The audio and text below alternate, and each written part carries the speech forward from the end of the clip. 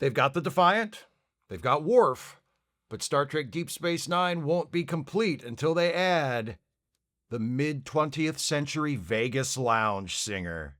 This is a review of the Star Trek Deep Space Nine episode His Way. If you have not seen this episode and you don't want to know if Odo and Kira finally just get it over with, be warned, spoilers beyond this point.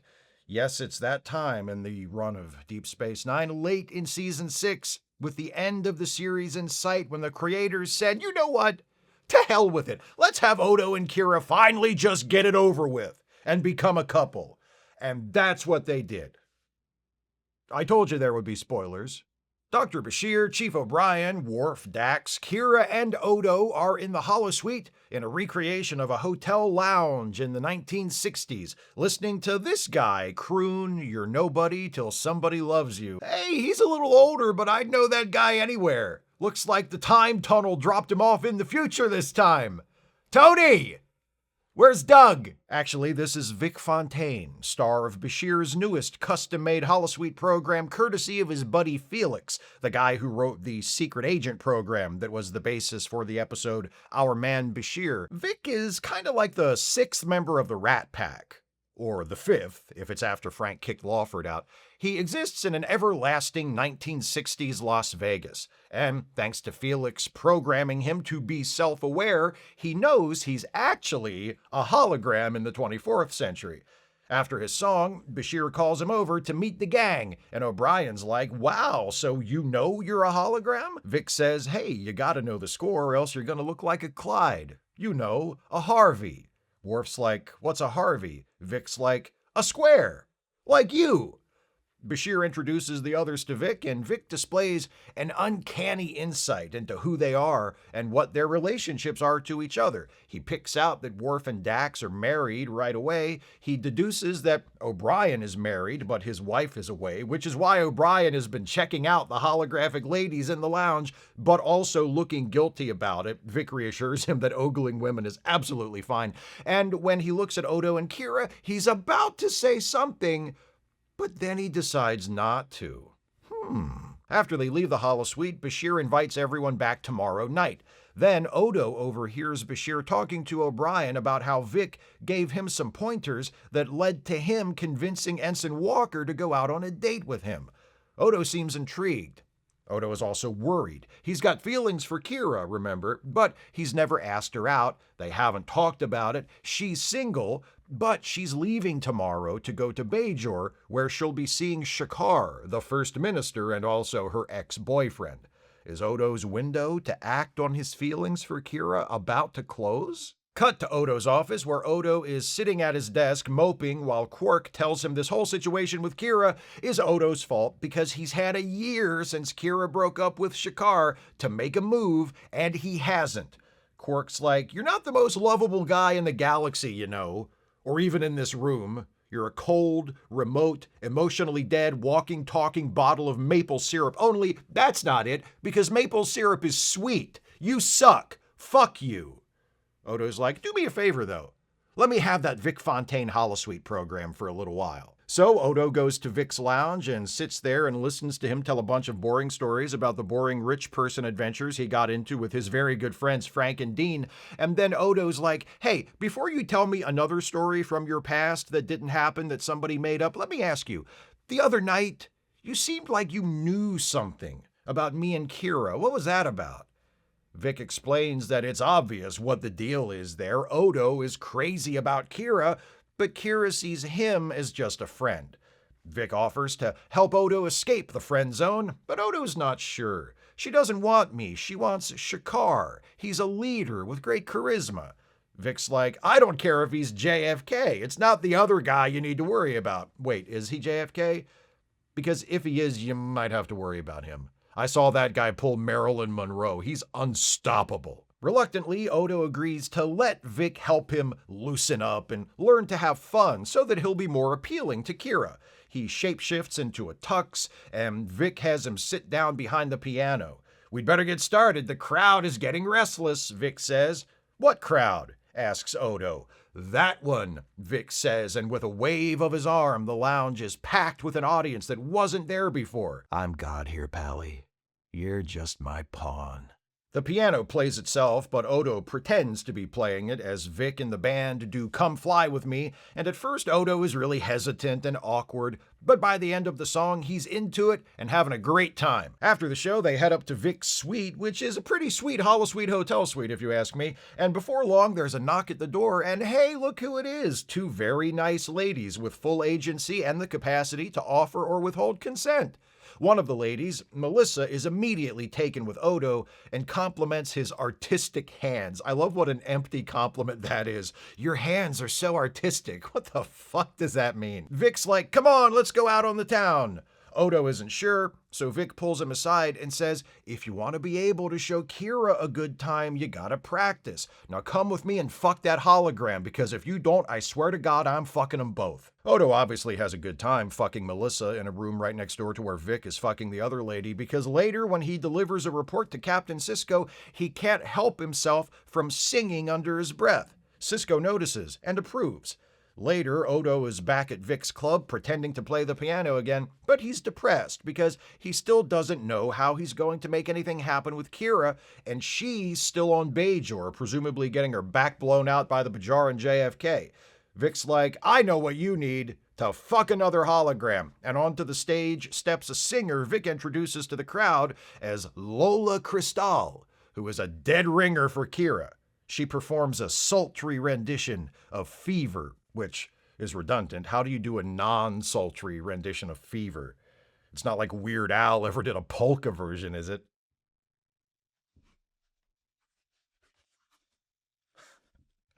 No, he didn't. After the song, they go up to Vic's suite. Vic leaves Odo and Lola alone. They start to get close, but then Odo backs off. It's just too weird. She looks like Kira, but she's not Kira. Vic comes back in like, are you gonna give me a hard time about fucking this hologram too? Why am I always having to talk you into fucking holograms, man? Lola overhears that and says, I'm a hologram? And Vic's like, shut your fucking mouth. Odo, you've made so much progress. You can't give up now. You stick with it and fuck 5 or 6 more holograms and Kira will be putty in your hands instead of you being putty in her hands, which I'm told is how it usually goes. Odo apologizes and leaves. Later, he runs into Kira on the promenade. She's back from her trip to Bajor. Seems to be walking fine. They have a quick, awkward interaction that ends abruptly when Odo's like, welp, gotta get back to work, and then sprints back to his office and locks the door and overturns the desk and curls up in a fetal position, shaking and crying. Cut to Kira meditating in a holosuite. Vic walks in and explains that his program is running in the holosuite next door, but he snuck over real quick to talk to Kira about Odo. He tells Kira that Odo likes her. Likes her, and wants to have dinner. Kira's like, if Odo wants to have dinner, why doesn't he ask me? Vic's like, because I'm asking you for him. Do you want to fuck with me on this? You don't want to fuck with me on this. You're in my digital domain. I can summon holograms of people from the 1960s and make them do whatever I want. Fuck you, applaud, anything I want. Vic calls Odo on the comm system and says, hey, guess what? I created an refined version of the Kira hologram you met the other day. Yeah, that's it. And I want you to come to my place tonight to meet her for dinner. Odo's like, this isn't you setting me up for some kind of situation where I behave differently because I'm not aware of the true circumstances, is it? Vic's like, no. So Odo and Kira meet at Vic's lounge. It's just the two of them. The lighting is dim and romantic. Vic himself announces that he will be their server for the evening, and their meal will start off with champagne and oysters Rockefeller, followed by Caesar salad, Chateaubriand, and fuck my ass. What else? Cherries Jubilee, and that's it. Vic pours their champagne and then scrams, and Odo and Kira talk about how nervous they are. This is their first date, after all. Odo says it's okay to be nervous, as long as it doesn't get in the way of enjoying yourself. Kira's like, I thought the only thing you enjoyed was your work. Odo turns to the side and mutters, damn, Vic programmed this Kira hologram good. What? Nothing. Hey, wanna dance? Vic and the band are on stage doing I've Got You Under My Skin. Odo and Kira get up and start dancing. It's a little awkward at first, but they get into a rhythm before long. Kira says, I still can't believe our first date is in a holosuite. We could have gone somewhere else. I know a few quiet restaurants on the station. Or if you want to slum it, there's this dump on the promenade called Poncho's. Odo's like, that would be nice, but how could you leave the holosuite? Kira's like, huh? Odo turns to Vic, who has finished the song, and says, you'd better tell her. Vic says, there's nothing to tell. That's no hologram, Pally. She's the real McCoy. I invaded her privacy while she was meditating and bullied her into coming here tonight. Hey, you're welcome. Kira and Odo are both like, you tricked me, to Vic. Then Kira turns accusingly to Odo, who backs off like, look, Nerys, Kira, Major, Sir, and then turns and runs away. That's it? The date is over? They barely touched their oysters, Rockefeller. And they left before the salad course. I didn't even get to see Vic Fontaine make the Caesar salad tableside. What a fucking ripoff. The next day, or whenever, Vic calls Odo in his office again, and I almost said he apologizes, but he doesn't. More like he asserts that what he did by lying to Odo about Kira being a hologram to get them together was completely right, and Odo has nothing to be upset about. Odo's like, whatever, man, and hangs up. Later, Kira runs up to Odo on the promenade and says, we should talk about what happened on the holosuite. Let's have dinner. We can go to Poncho's. It's fight night and boneless wings are half off. Plus, I heard they finally fixed the drink replicator, so the beer doesn't even taste like piss anymore. Except for the Natty Light, but it's supposed to taste that way. Odo's like, wouldn't you rather eat cheap boneless wings and drink piss beer with Shakar? Kira says, me and Shakar are just friends, dude. He called me to Bajor to update him on the Dominion War because only I, his ex-girlfriend, could do that. Odo says, so we go to dinner, then what? Kira's like, maybe we'll go dancing. Odo says, after that, I guess you'll expect me to kiss you. Kira's like, maybe. Odo says, then why don't I get it over with and kiss you right now? Kira's like, why don't you? Do it, you fucking pussy, do it! And they kiss right there on the promenade and everybody stops and stares. And Odo's like, now that we've kissed, I guess you'll want to have sex. Look away, everybody, look away! Give them their privacy, perverts! A short while later, Odo returns to Vic's lounge to thank him. Things are going great with Kira thanks to his sage and completely unproblematic advice and involvement. Vic's like, no problem. Hey, do me a favor. When you leave, don't shut off the program right away. I want to sing. Odo's like, you've got it, Daddy-O. And the episode ends with Vic and the band doing Come Fly With Me one more time. I haven't tried to take the temperature of the fan base on this subject lately, but the general sense I get is that these days, most people either like Vic Fontaine or are at least just kind of indifferent to him. But back in the day, and you folks who also watched Deep Space Nine when it was originally broadcast and paid attention to the online fan community, which did exist back then, kids, believe it or not, can back me up on this. Vic Fontaine was somewhat controversial. There were DS9 fans who were absolutely not having it. This 1960s Vegas guy singing Great American Songbook standards, what does he have to do with Star Trek? And why is he sticking his nose into the lives of our main characters? Some people liked Vic and appreciated what his character and James Darren's performance brought to the show, but some people absolutely rejected him. And I must confess, I was one of the people who didn't like him. I was one of those fans that said, I watch Star Trek to see Star Trek, not watch some Frank Sinatra wannabe sing. But back then, I didn't like the Ferengi episodes either. What did I know? Thankfully, I have since matured and grown as a person. My taste regarding Star Trek and most other things has become less rigid, more curious, more accommodating of the unexpected. And now, you know what? I like Vic. I like the character. I like the music. I like that it's yet another element that is unique to Deep Space Nine, that sets it apart from the rest of the franchise. I also like the creative leap the writers of the show decided to take in this episode, not only introducing Vic as a recurring character, but also using his introduction as the method by which they finally resolve the romantic tension between Odo and Kira and get them together. I happen to like the Odo and Kira story. I like Odo's unrequited love for her. I like how Kira finds out about Odo's feelings after an alternate future version of Odo erases himself and an entire colony of people from existence in order to save Kira's life. Who hasn't been there, right?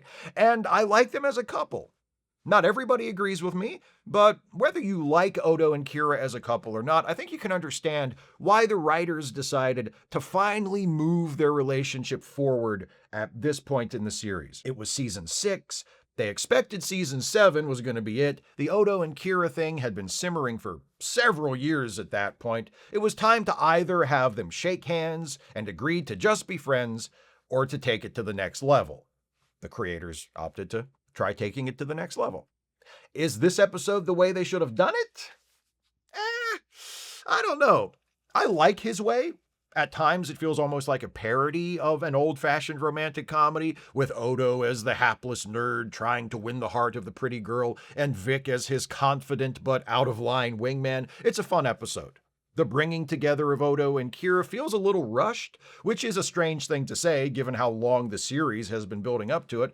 Nevertheless, I've watched this episode a couple of times just recently, and each time it's had this quality, as though the producers of the series were pounding their fists on the table and saying, "God damn it, we're getting Odo and Kira together if it's the last thing we do." And then they wrote this episode. You know what I mean?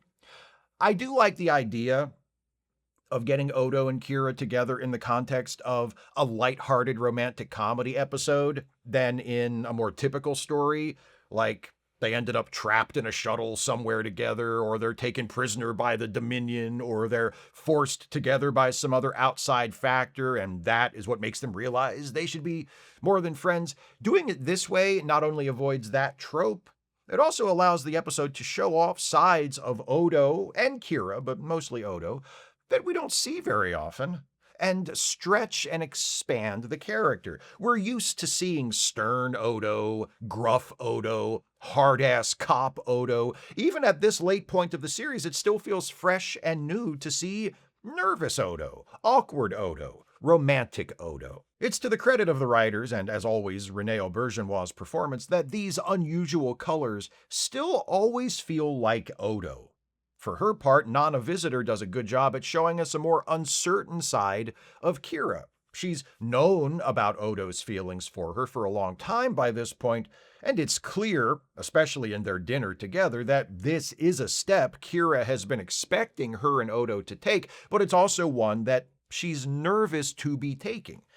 And it's also great to see Visitor get to cut loose a little and sing for her scene as Lola Cristal. I really like her version of Fever. That song has been sung a million times, and she finds her own way to it that still feels right. That rushed quality I mentioned earlier really comes out in the final scene with Odo and Kira confronting each other on the promenade. The writers attempt one of my favorite tricks, actually two of my favorite tricks. They use humor to try to get away with something, and they trust their actors to be able to sell it. It takes place near the end of the episode, but there is still a lot to accomplish in this one brief scene. Things between Kira and Odo are weird after their date at Vic's. Kira suggests they talk about it at dinner, and then they speed run through, let's have dinner, let's go dancing, let's kiss, we're in love now, in the space of a few seconds. It's played comedically. They're arguing, but they're not really arguing. They're using the argument as a pretense to get to where they both clearly want to go, and both Auberjonois and Visitor do a good job with it. But there's no getting around the fact that there's a ton of heavy lifting being done in the scene. They do get away with it, but it's not the best I've ever seen this kind of thing done. And again, it's got that sense of like the creators of the show standing just off camera screaming, "Just do it! Just kiss! Get on with it! Fuck it! We're doing this!" The episode also has a really good scene between Odo and Quark. Their frenemies dynamic is rarely on better display than when Quark belittles Odo for being depressed about Kira possibly getting back together with Shakar, and then Odo ends the conversation by asking Quark for a favor. Their complicated dynamic is fascinating, especially when things turn personal, and Auberjonois and Armin Shimmerman are always terrifically entertaining together. However, all that being said, the biggest item of interest in the episode is Vic Fontaine. And he is where the episode succeeds, and also where it fails. I like Vic as a character. I love James Darren's performance as an actor and a singer. He slips into this new role on this long-running series as though he's been there since the pilot. He's great. But I feel like Vic gets away with a little too much here. He invades Kira's privacy in her own holosuite program and bullies her into going to dinner with Odo. He gets Odo to attend the dinner under false pretenses, telling Odo that the Kira he'll be meeting is a hologram when it's actually the real Kira. Throughout the episode, he encourages Odo to view Kira as a prize to be won if he just plays the game well enough. None of these things feel out of character for Vic. We've just met him, but we immediately get a sense of who he is because of Darren's performance and also because of how good the writing is on DS9. And I don't want Vic to have done anything different. I just think it might have worked better if the episode had found ways to acknowledge the fact that while Vic's attitudes and dating techniques might have been acceptable in the 1960s or within the boundaries of a Hollywood romantic comedy, they aren't okay in the 24th century or the 1990s when the episode originally aired. Vic is always portrayed as a good, well-intentioned guy, and I don't think his transgressions make him an unlikable character, but walking into someone else's private space while they're trying to be alone and meditate, fixing people up on dates on false pretenses, that shit's not okay. I'm not saying they should have used Vic's inappropriate behavior as an opportunity to moralize, God no, but a little more of an indication of self-awareness on the part of the creators would have helped. Hell, use it as a platform for comedy. Vic suggests something that seems completely reasonable to him and his sensibilities, but Odo's like, what the hell is wrong with you, man? Play it for a laugh. But acknowledge that some of Vic's ways make sense for him, but not to the others. That juxtaposition could have been funny and added another layer to Vic's character. Instead, Vic is portrayed as the guy who is always smooth and in control and always right, and Odo and Kira's lives would be a lot better if they just listened to Vic. James Darren is a good enough actor to pull that off and make it interesting. That knowing smirk and twinkle in his eye work every time. He's like a wholesome combination of Frank Sinatra and a life coach who makes you feel like you can do anything because he believes in you. But it's easy to see how the character could have had a bit more depth with some minor adjustments. His Way was written by Ira Steven Behr and Hans Beimler, quite possibly the greatest two-person writing team in the history of Star Trek. For Star Trek The Next Generation, they collaborated on the episode Yesterday's Enterprise, and on Deep Space Nine, they wrote more episodes together than I have time to list here. The highlights would include Trials and Tribulations, The Magnificent Ferengi, Far Beyond the Stars, and the series finale, What You Leave Behind. And, of course, Ira Steven Behr was also the showrunner. The episode was directed by Alan Croker, one of the most reliable and prolific directors of the latter years of this era of Star Trek. He directed dozens of episodes across Deep Space Nine, Voyager, and Enterprise, including the series finales of all three shows, as well as 5 other season finales. He's what you call a closer. Despite its shortcomings, the rushed feel of Odo and Kira becoming a couple, the implicit tolerance of Vic's inappropriate behavior, and the missed opportunities for comedy and character development that go along with that tolerance, His Way is a clever and pleasant change of pace. It's filled with wonderful music. I must say, I do enjoy James Darren's interpretations of these classic songs. It's funny, it's warm-hearted, and sincere. I'd place it on the good but not great pile as an episode, but it is great as an example of how willing the creators of Deep Space Nine, especially showrunner Ira Steven Behr, were to stretch the boundaries of their show and defy expectations. Introduce a new character who's a 1960s Vegas lounge singer? Why the hell not? Resolve the long-standing romantic tension of 2 main characters with a romantic comedy episode? Let's give it a shot. One of the things that made Deep Space Nine the best of the Star Trek shows is that its writers and producers didn't listen to those who tried to tell them what Star Trek was supposed to be. They did it their way. Those are my thoughts on His Way. What do you think of this episode? Please share your thoughts with me in the comments. If you'd like to support this channel, and I sure wish you would if you can afford it, you can do so by becoming a patron at patreon.com/Steve Shives. becoming a channel member by clicking the join button, or by making a one-time gift by clicking the thanks button or via PayPal or Venmo. Links are in the description. Please join me next time as this batch of Holodeck episode reviews continues. We'll hang around Deep Space Nine for one more week and take a look at a show from Season 7, a little something called Take Me Out to the Holosuite. See you next time for that. Thanks for watching, and take care, everybody.